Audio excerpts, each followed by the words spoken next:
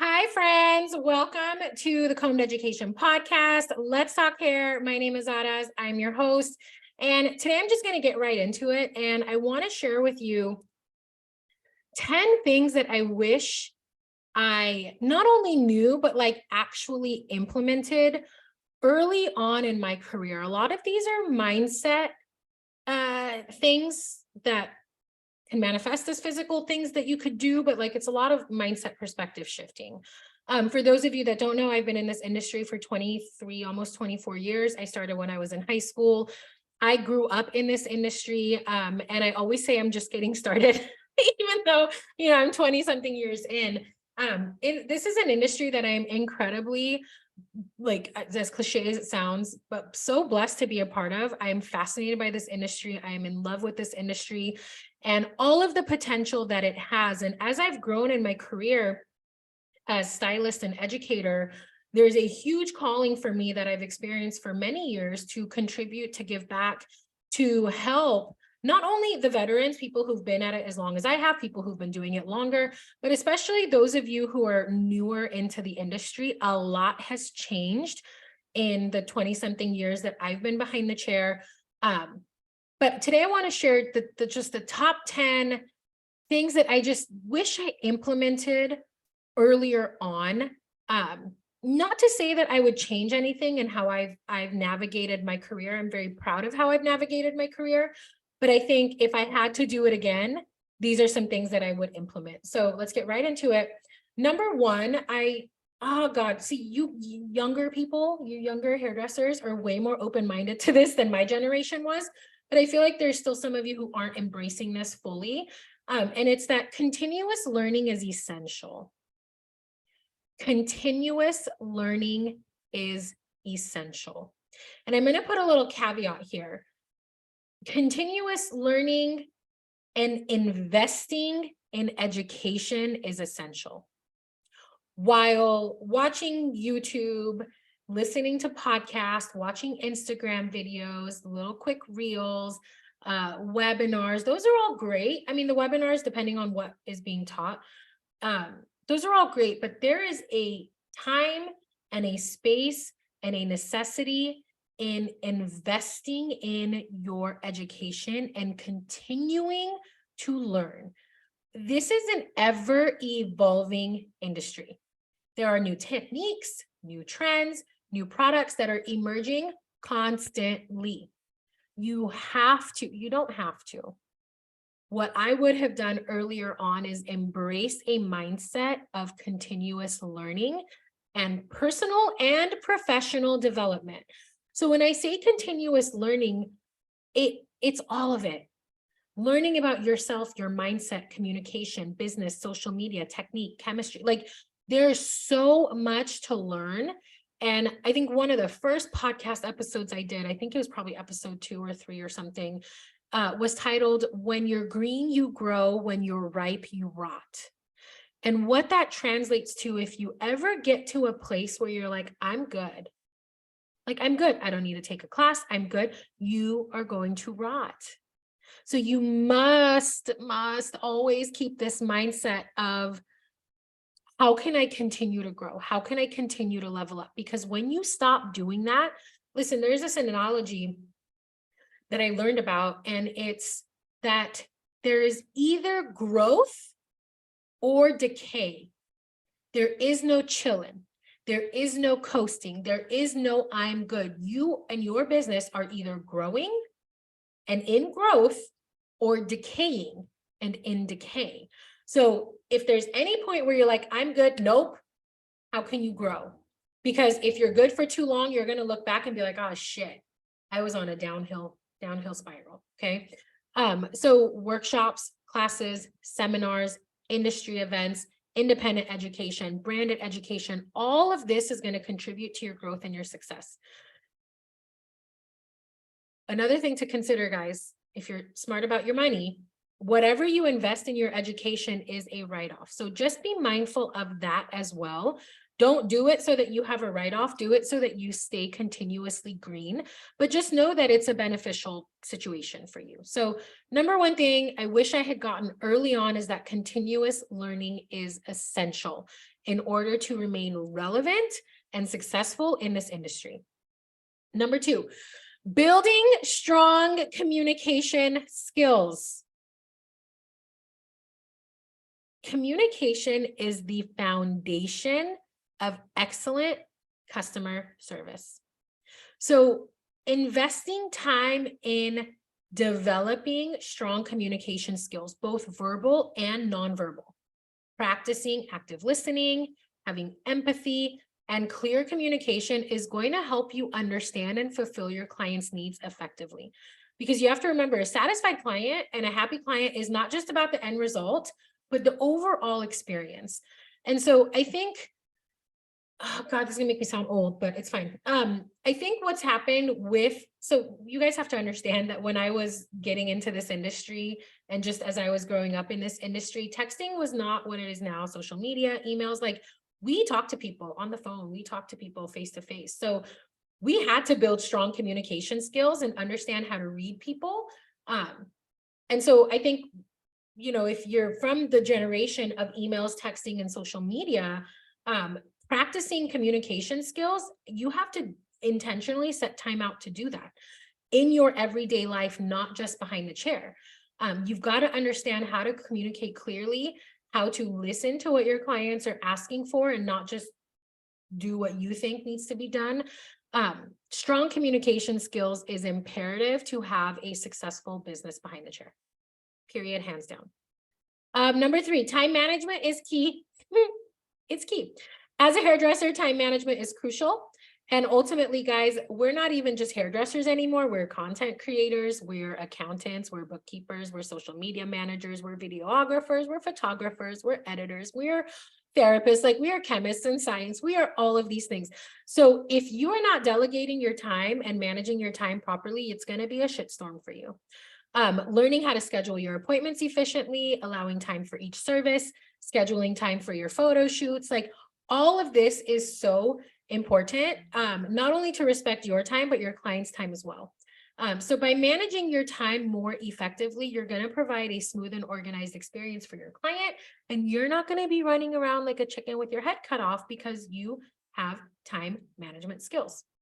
Right? So learning how to block time off, because there's a whole movement now. You guys hear people talking about it all the time. You got to work on your business and you got to work in your business, right? So working in your business is you're in it behind the chair, doing the clients, and then working on your business. How are you marketing yourself? What are you doing? What promotions are you doing? Your retail, all of that. So you got to learn how to manage your time and be disciplined with, nope, this is what I'm going to do. This is what I have to do. Okay, because I didn't do that early on in my career. I let partying and having fun and all of that stuff take precedence over working on my business, and I paid the price for it. It took a long time for me to get my wheels up because I didn't understand effective time management. Now, if you are a hairdresser and you have other things that you do like education, or you work for a brand, or there's other projects that you have going on, AI is going to be your friend. I have an app. I'm not getting sponsored for this at all. I just fucking love it. It's called Motion. And I put in all of my projects when their deadlines are, and Motion literally does my calendar for me. So I am not good at time management. I will think something will take me 2 hours. In reality, it's going to take 7. I'm not good at blocking time off. I get very distracted. So I'm using AI to my benefit. And I'm just like, hey, Motion, these are all the things that I have to do on the days that I'm working from home. These are when it's due. Just block off the time for me. So there are tools out there. Motion is one of them. Okay. So time management is key. Number 4, building a strong professional network. Thank you, social media. Doing this is easier than ever. Networking is vital in our industry. So connecting with other hairdressers, attending industry events, education, engaging online. This is big, not just on Instagram, but all the Facebook groups. Being present and building a strong network within the industry is going to be huge. It allows you to collaborate. It's going to allow you to learn from others and stay connected and have your finger in the pulse of the industry. Building a strong network can open doors to new opportunities and provide valuable support through your career, guys, more than you could ever imagine. I did an episode called Shoot Your Shot. And one of the things I believe I talked about on there was like, if you want to collaborate with somebody, or if you want to get to know somebody on Instagram, say it's an educator or another hairdresser, and you just love what they're doing, shoot your fucking shot. Shoot your shot. Build that network of your hairdresser friends, so that you guys can all kind of support each other, whether you're in education, whether you're behind the chair, salon owners, business coaches, like build a network of your people and you will see so many doors open for you. It is wild. Okay. Number 5, developing a personal brand. I wish I knew this earlier. Did not realize that. In today's digital age, establishing a personal brand is literally essential. And it's so easy to do. I take that back. It's not easy to do, but it's easier to do because a lot of you, I'm not saying all of you, so if this doesn't apply to you, don't hate me, but a lot of you are moving into your own suites. So it's a lot easier to make your own suite, your professional brand. Showcase your work, share your knowledge, cultivate a strong online presence. Okay. Social media platforms like Instagram, YouTube, TikTok, even Facebook, provide an excellent opportunity for you to showcase your skills and attract potential clients. There are so many educators who are teaching on how to kind of find your unicorn client, how to attract your unicorn client, how to position yourself, how to market yourself as whatever your niche is, whatever you want to call it is. But what it really boils down to is you have to develop a personal brand, and it's not just your logo. Who are you? What are the services that you provide? What is the experience for your client when they come sit in your chair? What is your specialty? What makes you special? Because there's 100 million people who do balayage and foliage and lived in and extensions and all that. What is your secret sauce? You freaking figure that out and you work that on social media. That is what's going to bring you so much attention, potential clients. It's building that brand. Okay. So remember to always, though, present yourself as authentically as you can and consistently create to make a recognizable brand. Okay. And this is kind of off topic, but when you're looking at developing your personal brand and growing your social media, I see a lot of you guys on the Facebook groups like, hey, follow for follow. I'll follow you if you follow me. While building a big following feels great, if it's not your ideal client, if it's not your potential customer, it's worthless other than vanity. So if you build all these hairdresser followings, or if you build all this following of other hairdressers, but you're not educating and you're not providing something for hairdressers, what good is that going to do for you other than make you look good? I mean, I guess it could make you look good, vanity metrics. I get that. But when you're going to grow your social, you want the followers that you want in your chair. You want people to follow you that will turn into customers and sit their butts in your chair. That's what the focus should be, not just to grow your follower count. Okay, number 6, embracing versatility and adaptability. Okay, our industry is so diverse and versatility is a very valuable asset. So embrace opportunities to learn different ways of doing things. There's a little energy there because I think a lot of us are just like, this is how I do it. This is how I've always done it. Your way doesn't work. I have to do it this way. That is a very closed-minded mentality. And while there's nothing wrong with that per se, if you're trying to grow, if you're trying to level up, you got to open your mind up a little bit. So I know a couple of educators who go against the grain in how they teach and what they teach, and they piss a lot of people off. But they help a lot more people than they fucking piss off because they do shit differently. So you've got to get to a place, if you want to continuously grow and not decay, you have to embrace opportunities to learn things differently, look at things differently. You've got to be adaptable to changing trends and what clients are asking for. The more versatile you are, the broader your client base will be and your career opportunities will be. Now, this may go a little bit against what a lot of people are coaching on, which is niching down. There's a time and a place for both. There is value in niching down, and then there's value in offering more than what your niche is. That's a decision you have to make as a colorist. All I'm saying is embrace being versatile and be adaptable to what's happening. Because the people who never learned how to balayage or foliage or do lived in color, they're struggling right now. They're struggling. The people who never learned how to tone and formulate toners, they're struggling because that's not what the industry, that's not what clients want right now. So you can get stuck in, this is how I do it. This is how I've always done it. This is what I specialize in. That's cool.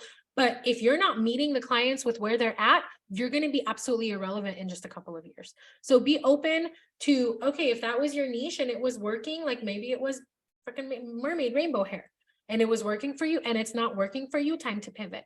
Embrace the pivot. You can pivot at any point. It's your career.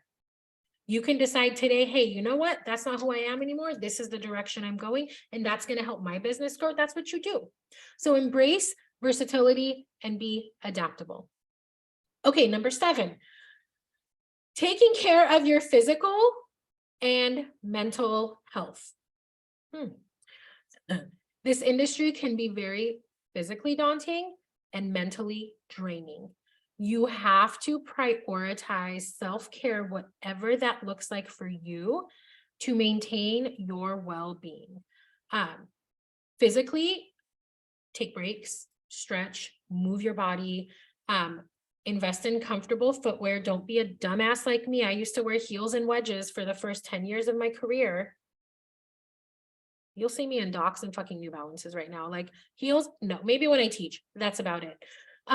So prioritize your physical well-being and the mental health, guys. Especially, I feel like there's a lot of hairdressers who are very empathetic or we're empaths, and like, I don't know how your work situation is. I don't know what your salon setup is. If you're watching this on YouTube, you see what mine looks like. It's me and a chair.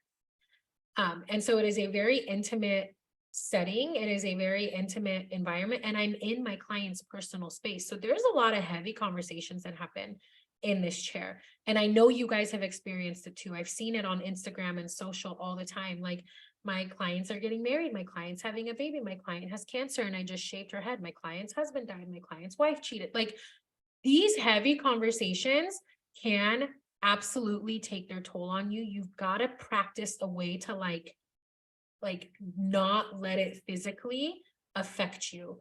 I am a huge advocate for therapy.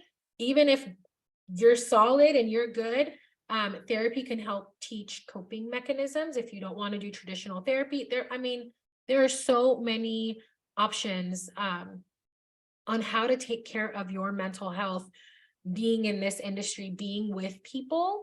While I love it and it's my favorite part of the industry, I had to learn how to like literally put a shield up so that my clients' stuff didn't get to me, because I used to go home and fucking think about all of my shit. Like never mind, I'm not going to go there.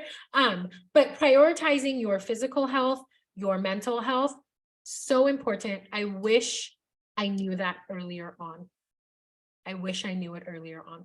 Okay, number 8, building client relationships. Building a strong client relationship, it is essential for a successful career. So you've got to invest your time in getting to know your clients, understanding their preferences, and building trust. Treat every client as an individual. Learn them. Learn your client, because there is nothing like, I've experienced this. I have taken a lot of effort to understand how to learn people. So there's a lot of my clients that'll be like, oh my God, how did you remember that? Like they'll share with me like their neighbor's dog's story, and like I'll remember it 7 visits later. I've learned how to do this where when I'm with a client, my ears are very present and every information that they're giving me goes into like white space in the back of my brain that I forget about until I see them, and it all comes flooding back. So building a relationship with your client, they've got to feel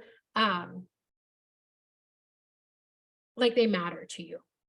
I'll share this with you. And this is completely unrelated, but totally related at the same time. I used to have this therapist years ago, and his methods were great. He specialized in EMDR, trauma therapy, and I was like, great, this is awesome. But, and I went for a year. Every time I'd go in there, he knew me, but he always had to like look and read notes to, oh yeah, that's right, you said that last time. Oh yeah, I forgot. Like I would have to remind him. But I still went to him for a year. Fast forward, new therapist. I get on and she's just like, boom, boom, boom. Remember 3 weeks ago, we talked about this, da, da, da, da. Remember last time we did this, da, da, da, da. And I'm just like, oh my God, I feel so seen, heard, and validated because you remember my stuff. So this kind of goes into building the client relationship. Like you want your client to feel like you know and care about them. Now, whether you want to take that friendship beyond the chair is up to you. I don't normally recommend that. However, that's up to you. The point is building client relationships, so important. Number 9, embracing mistakes as learning opportunities. Early on in my career, anytime I messed up, I was an inch away from quitting the industry. I was like, I don't have what it takes. F this, I'm not good enough. What was I thinking? Who do I think I am? I don't know what the fuck I'm doing. I can't do this. Like all of that stuff. So the truth is mistakes happen. We are human and they are valuable learning opportunities if you let them. So instead of like dwelling on the mistake, embrace it as an opportunity to grow and improve. Learn from your mistakes. I know that this seems so cliche, but there's so many of you, I've seen it, I've talked to you, where you're like, I fucked up and I don't know if this career is right for me. And I'm just like, you're amazing and you had one hiccup. So what? Like, what can you learn from that hiccup? What will you learn that you will never do again? Seek feedback from your clients, like constantly strive for excellence. And when you mess up, it's okay.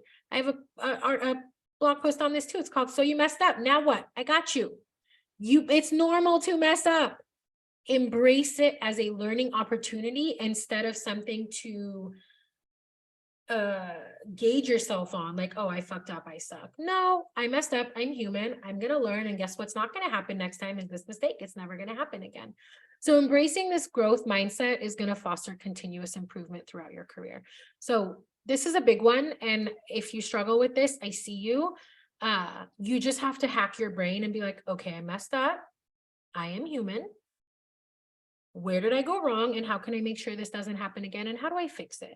How do I own up to it? How do I acknowledge it so that my client and I are good, so that I'm not going to think about quitting this industry? Okay. And number 10, they don't teach you this shit in beauty school. They don't teach you this shit in high school. They sure as hell don't teach you this shit in life unless you've got smart people around you. And that is to invest and save in your retirement. And I say this with so much love in my heart because, God, this industry and how it is set up to this point, there's not a lot of focus on money. There's not a lot of focus on what's the exit strategy. I've worked with hairdressers and seen hairdressers work well into their 60s and 70s, churning and burning through clients, fragile as fuck. Back done, feet done, neck done, shoulders done. They're still working because they have to. Nobody told them, hey, maybe you should invest in your retirement. Maybe you should look into an IRA. Maybe you should look into something. And in no way, shape, or form am I going to give you financial advice. I am not a financial person. But I just know it wasn't until I was like 31, 32, where I met with a financial advisor and was just like, shit, what the hell am I going to do? Because I don't want to do hair for the rest of my life. I don't want to work for the rest of my life. And so any younger, even not even younger, I don't care how long you've been in the industry, wherever you're at right now, please consider saving for retirement. Either reach out to a financial advisor or your bank, somebody who can help you set something up. Because saving cash ain't it. And I'll tell you this, the amount of money you're making right now, you're not going to be making forever. You might make a shit ton more for a little bit. You might make a shit ton less. You don't know. So saving for retirement, very important. Okay. And that is something that I wish I embraced earlier on. I didn't, and it is what it is, but I wish I did. Anyway, so this was not as quick of an episode as I was hoping for, but I wanted to just dive in and share with you guys 10 things I wish I knew earlier on, things that I had wished I had considered earlier on, and I think it would have set me ahead. Again, I wouldn't change anything that I did because everything led me to where I am, and I'm a firm believer in that, but had I known better, I probably would have done better. So you know better, do better. I hope whatever from this episode resonates with you, you take. Whatever doesn't, you leave. The goal here is just for me to share what I wish I had known. So I hope this was helpful for you. Until next time, happy hair coloring.